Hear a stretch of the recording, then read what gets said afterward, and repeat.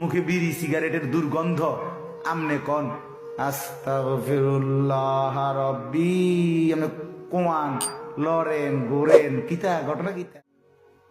কার কাছে মাফ চাইতে আছে? হ্যাঁ, মাফ চাইতেছেন কার কাছে?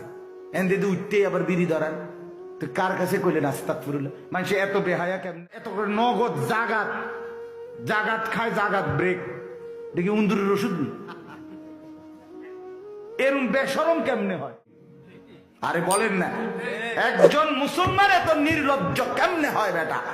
এই মাত্র বললা আস্তাগফিরুল্লাহ রাব্বি, আল্লাহ মাফ চাই, মিন কুল্লি দামবিন, সব গুনাহ থেকে। উঠতে দেরি, বিড়িটা ধরাইতে দেরি না। এত বড় ডাকাত কেমনে মুসলমান?